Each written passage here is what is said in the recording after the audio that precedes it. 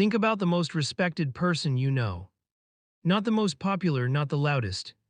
Not the one who dominates every conversation and makes sure their opinion is heard on every topic. The most respected, there is a good chance they are not someone who talks constantly. There is a good chance they are someone who talks carefully. Someone whose words you have learned through experience to actually listen to. Someone who does not say much, but when they do, something shifts. The whole room shifts, everyone goes a little quieter, everyone leans in.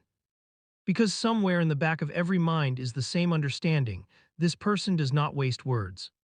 So when they speak, it matters. These are the people who speak only when it matters. In the psychology behind this pattern, why it develops, what it costs. What it gives is one of the most fascinating areas in all of human behavior. Let's get into it. Part 1. The discipline of verbal economy, speaking only when it matters, is not a natural state for most human beings. Language evolved not just for transmitting information but for social bonding, for maintaining connection. Signaling membership, navigating group dynamics. Most conversation is not about information exchange. It is about relationship maintenance. Think about what you talked about today. How much of it was genuinely necessary, how much of it was filling space. Managing awkwardness, performing engagement. Most people, if they are honest, would say most of it. So the person who opts out of most of that, who does not participate in small talk, who lets silence stand where others would fill it, is doing something that goes against a deep social instinct. Psychologists who study verbal behavior describe this as verbal economy, treating words as a limited and valuable resource, to be spent intentionally rather than constantly. It requires a specific kind of self-regulation, the ability to notice the impulse to speak and evaluate it before acting. To ask, does this need to be said? Does it need to be said by me? Does it need to be said now? Most people never develop this habit. The impulse goes straight to the mouth, but the person who speaks only when it matters has built a filter. And the output of that filter over months, over years, is a quality of communication that most people spend their whole lives never achieving. Every word they say has been earned, and the people around them feel that even when they cannot name it.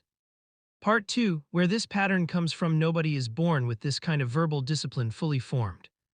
Some people develop it through temperament, born quieter, more internally oriented, less driven by the social rewards of constant communication. But many develop it through experience, through watching what happens when people talk too much. How it dilutes their impact, how the person who has an opinion on everything is eventually tuned out. How the loudest voice in the room is not always the most influential, and sometimes it is the least. Through the personal experience of saying something too quickly and regretting it. There is a particular kind of pain that comes from words you cannot take back. And people who have felt that pain deeply enough tend to become very careful about what they send into the world. And sometimes through watching someone else practice it. A grandparent whose occasional words everyone remembered for years. A mentor whose silences were as instructive as anything they said out loud. There is something that happens when you witness that kind of restraint up close. You understand that the power of words is not in their volume. It is in their precision, their timing, their rarity. The habit, once established, compounds. The more intentional someone becomes about when they speak, the more effective their communication becomes. The more effective it becomes, the more they trust restraint. A virtuous cycle that produces, over years, a communicative authority that is extremely rare and impossible to fake. Part 3, the cost and the reward. The social cost of speaking selectively is real. In environments that reward constant visibility, workplaces that measure contribution by activity, social groups that interpret quietness as standoffishness, people who speak selectively are often misread. They are seen as cold, withholding, arrogant. They get passed over in meetings where volume is mistaken for contribution. They spend time being misread by people who cannot distinguish between someone who has nothing to say and someone who is choosing not to say it. That is genuinely frustrating, and it is worth naming honestly. But the reward is far greater. When you speak rarely and carefully, every word lands differently. People lean in, they remember what you said days later, they quote you. They seek your input specifically because they know it will not be diluted by noise. The person who says 12 things in a meeting has 12 things evaluated, most forgotten by end of day. The person who says one thing, the right thing at the right moment, has that one thing remembered.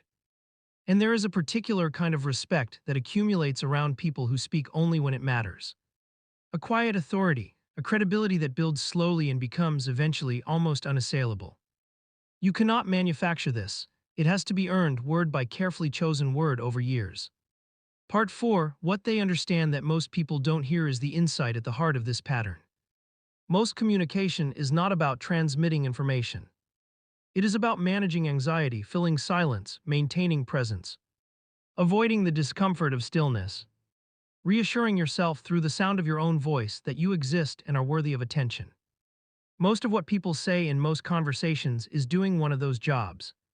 None of those jobs require words that actually mean anything. The person who speaks only when it matters has understood that most conversation is not content, it is noise management. Social anxiety wearing the costume of communication. And they have learned something most people never learn. The discomfort of silence is not a problem to be solved, it is a signal to be read. When a conversation goes quiet and everyone rushes to fill it, they are responding to anxiety. The quiet person lets it be quiet. They watch who becomes uncomfortable and why.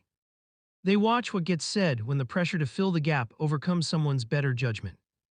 And in doing so, they learn more from the silences than most people learn from all the words. When they finally speak, people listen in a way they simply do not listen to the person who has been talking all night.